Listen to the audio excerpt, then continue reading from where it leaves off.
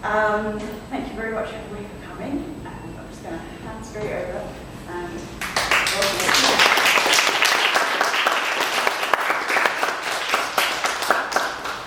Hello. This is just like my placeholder because I have some slides later and I really don't want the screensaver to come on, so enjoy. There's a print version of it that's really small over there. Okay. Hi. I'm Enriquez. I'd like to thank everyone for attending my thesis defense. Before I start, I would like to acknowledge that as a Native person, I'm expected to care about land acknowledgements.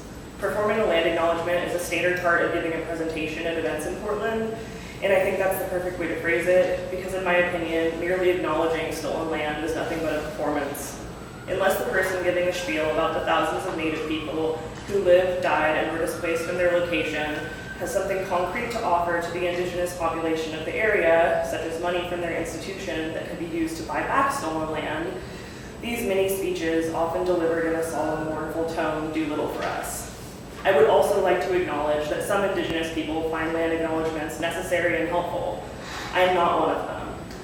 One might make the argument that they educate people about the history of the land we live on, but I personally feel that if you're first learning you live on stolen land at an art talk, there's not much that a single paragraph of copied and pasted apologies can do for you in terms of education on indigenous history. Today I offer only my regret that our school curriculums in this country do not accurately inform people of the scale of the genocide that took place in North America and the ways in which it continues to play out in Indian country every day. Before I start to talk about my research and how this project came together, I have a few people whose contributions I would love to recognize. Obviously, big thank you to my mentor, Kate McCallum, for getting me through this project, which ended up being much more introspective than I thought it would be. Thank you to Sharita Town for letting me print in her studio, and to Yoshi for treating me like a print major, even though I did not officially switch to printmaking as my major. Finally, I'd like to thank all the family members who supported me in different ways over the last 4 years while I was in school, and of course, thank you to my partner, Adam, for tolerating me working late nights for months to complete this project and do all the other unhinged creative things that I cannot stop myself from doing. And now we can move on to the part where I talk about myself for a really long time. My thesis project, Uncontacted, gives an indigenous view of white mid-century suburbia from a reverse anthropological perspective in which I, as a Native person, am the observer and reporter of white society. I am an enrolled member of the Round Valley Indian tribes of Pomo, Wailaki, and Concow descent, and I was raised in the ancestral homelands of the Pomo people in Ukiah, California, on and off the Pinoleville Rancheria, where my family still lives today. My experience as an indigenous person has been that we are frequently the subjects of anthropological study, but are rarely afforded agency over the narrative that develops based on that research. Earlier generations of my family had extensive experience with anthropologists, and while many of those interactions did have the positive result of documenting our culture for future generations like myself, the fact remains that anthropological research done through a white lens can only tell an outsider so much. I'm half white, and one of the first ways I encounter the white gaze when telling people about my background is that they almost always incorrectly assume that my dad is the white parent. My best guess is this is based on the subconscious or maybe conscious idea that the man is the dominant one in the relationship, and people are projecting the historic role of the white man in America onto my family, since none of the honestly well-meaning individuals who do this have ever met either of my parents to be able to infer which one is Native by their looks. The ties between whiteness, manifest destiny, domination, and masculinity find ways of making themselves known almost instantly, even in innocuous ways like this one. A thought pattern this deeply ingrained into American culture seemed to be nearly impossible to subvert. I had a lot of apprehension about whether I was perpetuating the same ideas that I oppose in doing this project.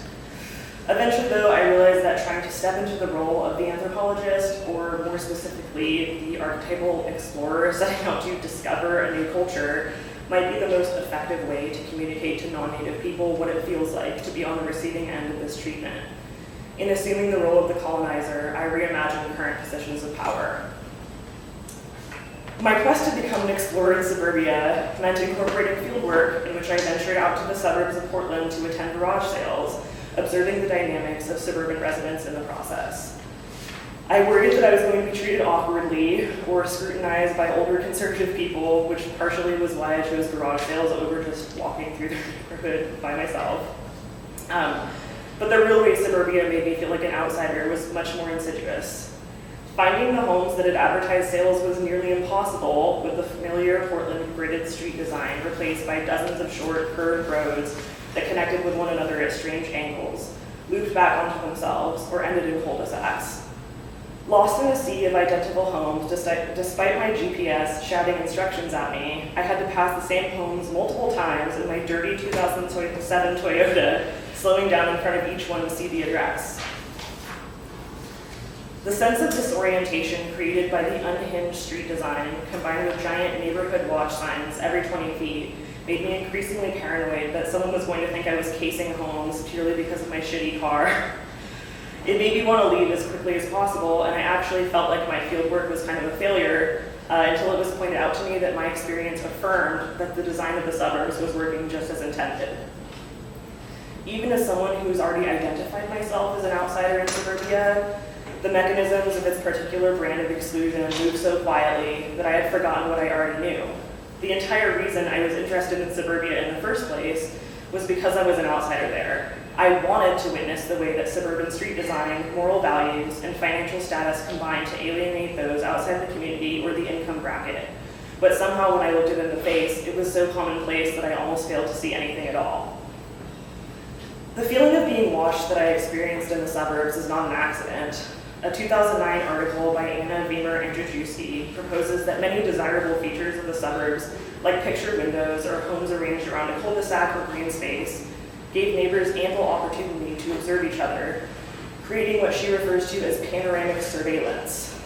This evokes an image similar to English philosopher Jerry McGuntham's concept of the panopticon, a circular prison in which the guards are stationed in a tower at the center, with each prisoner's cell forming one wedge-shaped portion of the circle.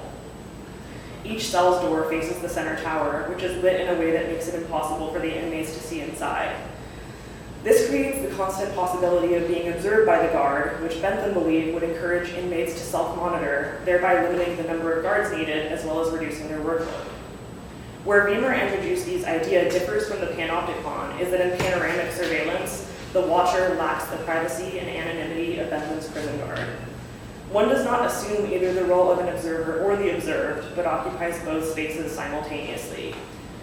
However, non-residents in suburbia don't have the opportunity to play both roles. They lack access to the domestic space that allows one to observe others, forced into a permanent position of being surveilled as long as they remain in the neighborhood. The way that this restricted access to the interior realms of the suburbs mirrors the societal barriers put in place to keep non-white people out of institutions like academia and the art world is fundamental to my interest in the topic of the outsider. The role of the outsider shifts depending on what definition you're using. In most narratives, Native people are the outsiders, intentionally excluded from white spaces. But from the perspective of my family, white people are the outsiders, viewed with intense suspicion. This is, I think, partially a defensive response to colonization, which I happen to find completely justified. White settlers came in droves, stole the land out from under indigenous populations, killed us with disease, famine, and war, and tried to stomp out whatever native culture remained. So, of course, there's going to be some reluctance to let them back into our communities. However, this means that the only exposure to indigenous culture most non-native people have is through anthropology, primary school lessons, and Hollywood portrayals of Indians, which range from embarrassingly inaccurate to highly offensive. These sources also tend to focus on Native people specifically during the period in which we were colonized, which contributes to the idea that Native people have all died out, or that we live on reservations and have little interaction with the outside world.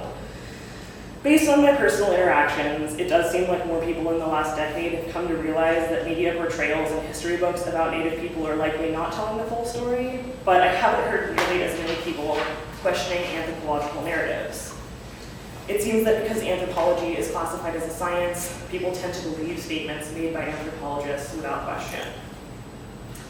The reason that I've chosen to focus on anthropology is because it has become inextricably intertwined with contemporary indigenous culture, something many Native people find humorous, considering the anthropologist's role in maintaining outdated views of Native populations.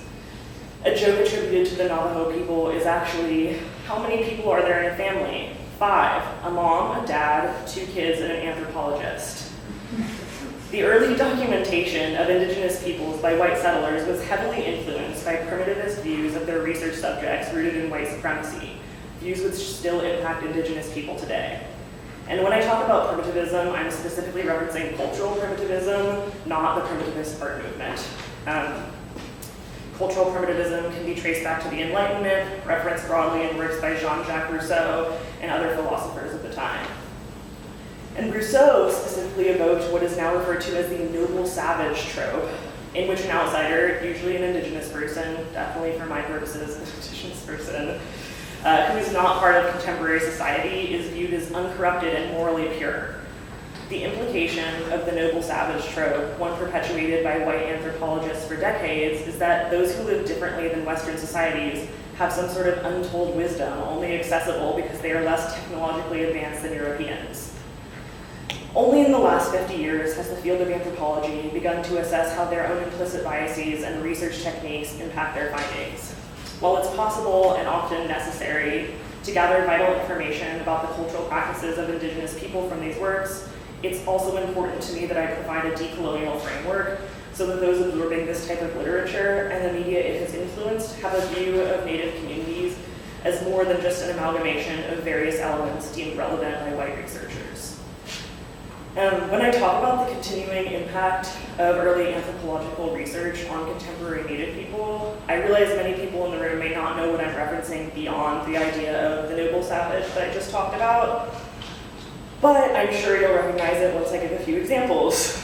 The most common one in my experience is kind of a relative of the noble savage. It's what I call the earthy native or the eco-Indian. And here are some warning signs that you might be getting misidentified as an earthy native. First one is people ask you about your spirit animal or try to tell you about their spirit animal. The second one, you're the person people come to when they hear they have a distant Native relative and they want to get in touch with their culture. And the third one is people asking you why you don't like to hike, as if Native people throughout history were hiking for recreational purposes. The earthy Native trope is a cultural manifestation of the primitivist attitude displayed by early white anthropologists, in which indigenous populations were viewed as hopelessly naive, overly generous people who simply did not realize the monetary value of the land they walked on, foolishly clinging to the old ways because they lacked the intelligence to build what white settlers perceived as a civilized society. The creation of these early anthropological records was a direct response to the genocide of indigenous people committed by settlers. Native populations were dying in massive numbers due to famine, disease, and murder. The lack of food was not incidental. It was caused by European farming techniques and the incentivized slaughter of the buffalo, just as their illness stemmed not from a general lack of hardiness as a people, but rather because they had never been exposed to the diseases brought to America by colonizers. It's probably self-explanatory, but the deaths from murder also happened to be caused by white people. Of course, the settlers figured their plan was working, and that all the Native people would be gone soon, so they would need to preserve their culture before they all died to show future generations what America used to be like. This began the movement of salvage anthropology, a sort of mad dash to catalog indigenous culture, language, and traditional practices before the race vanished forever. This research had to be rushed to some degree due to the speed with which indigenous people were being killed, which meant that certain details did not make their way into anthropological journals. These details were the ones that were deemed irrelevant, but which arguably do the most to create the picture of who someone really is. Anthropologists were so focused on documenting things like traditional ceremonies and regalia that they completely omitted or often misjudged important aspects of the tribe they studied, such as humor, the nature of interpersonal relationships and romance, the way people process their emotions, how they raise their children. This might make some sense from a scientific perspective, where these things can be viewed like variables in an experiment that would skew the data a researcher might be trying to collect. You don't need to know the details of how someone speaks to their children if all you care about is what type of wood a traditional weapon is made out of. However, these missing pieces have had consequences much more serious than inaccurate data, much like the trope of the earthy native. Failing to represent these important aspects of indigenous culture led to the image of the stoic Indian, another harmful stereotype. When anthropologists omit crucial social information about a culture and those records are viewed as 100% accurate, the result can apparently be an entire race getting viewed as unemotional, serious, and resigned. 2 signs you might be getting misidentified as a Stoic Indian. 1, people apologize to you for the sins of their ancestors and expect you to absolve them on behalf of all Indigenous people. 2, you're asked to deliver land acknowledgements a lot. These types of stereotypes and tropes around indigeneity are central to this body of work because they embody the experience of Indigenous people in America. A study published in 2019 on racial microaggressions in American Indian and Alaska Native youth populations in New Mexico and Oklahoma showed that the most common microaggression experienced among the 504 students sampled was being told that they are, quote, lucky to be Indian. One of the other most common microaggressions was being told that someone was Native in a past life or that their grandmother was a Cherokee princess. I'm not kidding when I say these things are literally the subject of jokes among all of the Indigenous people I've ever met. That's how common they are.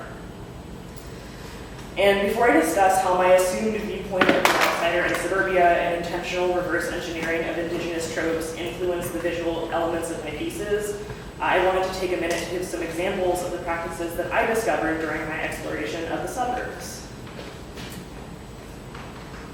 This is an artifact from a simplistic game participated in by both males and females. Commonly played at mating ceremonies, on holidays, or when consuming alcohol, 2 of these objects serve as rudimentary targets.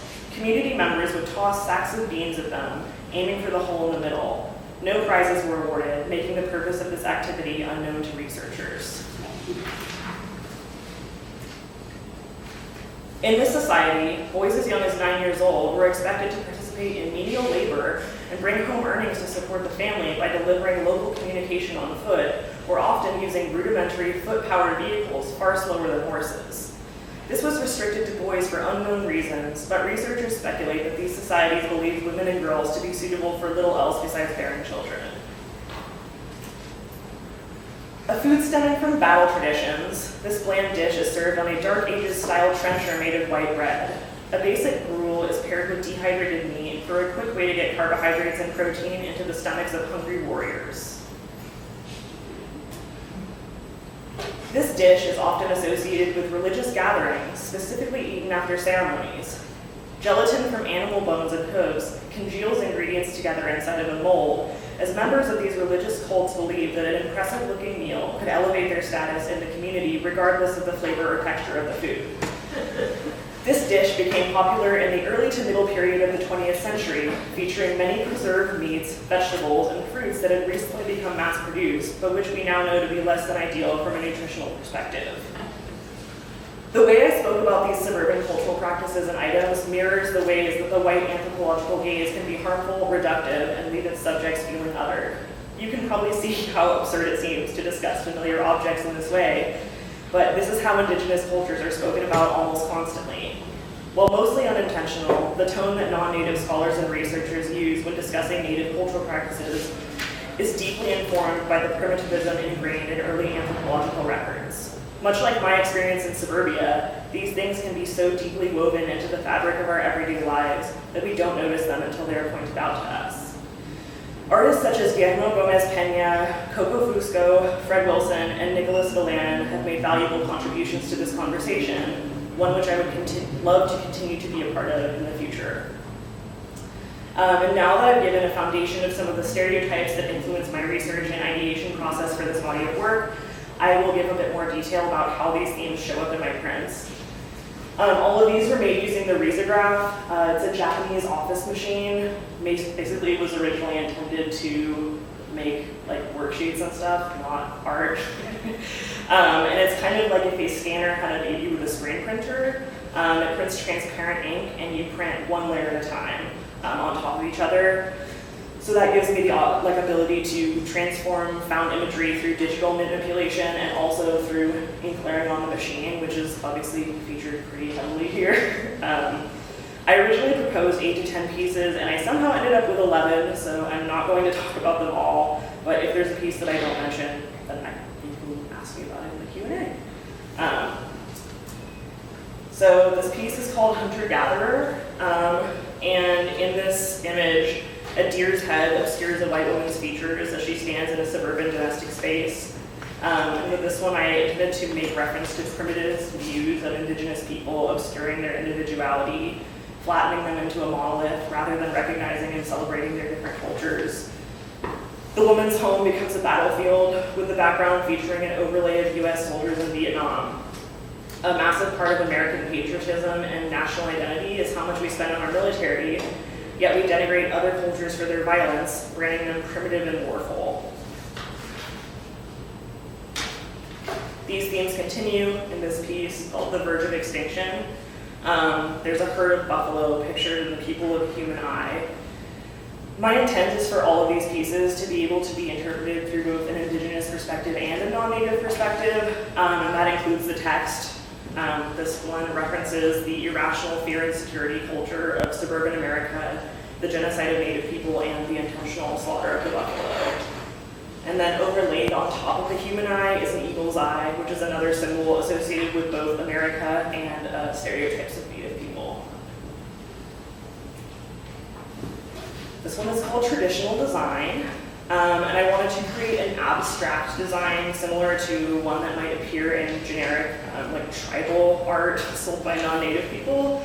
And the design is made up of what I view as traditional values of white suburban culture, like cars, military planes, cameras, and the Bible. The hominin skull is intended to critique the classification of other cultures as primitive, while simultaneously glorifying violence, religion, and uniformity. And at the top, there's an hourglass full of four-leaf clovers, implying that one's luck is running out. In other pieces, like Harvest Ritual, which is on the left, and Original Sin on the right, I venture away from this more literal coded imagery and instead use mid-century food photography to address the puritanism of suburban culture and the relation of food to consumption in general. These pieces are in opposition to each other, with Harvest Ritual representing excess consumption and Original Sin being a depiction of the vilification of food as a source of pleasure in the world of diet culture that demands we adhere to Western beauty standards. And I've chosen to display these prints together in the approximation of a suburban living room, which probably is not where they will end up organically. But during the process of making this work, my mind kept returning to a part of a poem by the famous and admittedly problematic Native author Sherman Alexie. When an Indian looks through a window, it's like a mirror. When the Indian looks into a mirror, it's like a window. The prints I have hung in this living room appear to me as a mirror, but to non-Native people, I hope they will be a window. The suburban interior to me is like a window. To others, it's a mirror. Duality is something I've lived with since the day I was born. My intention is for the imagery and symbolism in this work to mean different things to different people.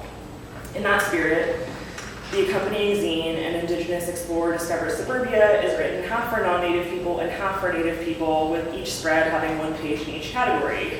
The purpose of the zine was to be a takeaway from this defense, but also to have a light beyond it. I wrote a very long thesis paper for this project. I'm aware most people will probably not read that, so I wanted an additional piece of text to try to articulate my points in a more concise way, because it's pretty a lot. The way that I see these prints living in the future is not in a gallery space. I personally sell everything I make, not because of like hustle culture, maybe like a little bit, but it's because I want my piece to have a life outside of my studio and my brain and the white space of a gallery, and I think that space has been really unwelcoming to most people.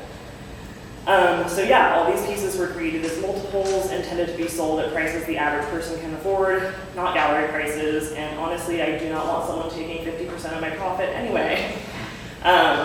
As for the future of this work on a conceptual level, it's an ongoing conversation that I would like to continue to be a part of. I'm attending trade school to become a professional tattoo artist after I graduate, but I could definitely see myself revisiting this from an academic standpoint a few years down the line, probably once I forget what it's like to be a full-time student. On a personal level, I feel I've only scratched the surface of this topic, and I'm sure it will continue to appear in my art practice whether I like it or not. This body of work is the result of months of unintentional deep dives into material that was difficult to reckon with at times. I didn't intend for it to be such a personal project, but I'm glad it turned out the way it did. My ultimate intention at the end of this process, which I have now nearly finished, was not only to provide perspective about what it's like to move through the world as an Indigenous person in 2022, but also to give context for why things are the way that they are. And I hope I've been able to do that today, even if only in a small way. Thank everyone for coming out to support me, and I will take questions from the panel.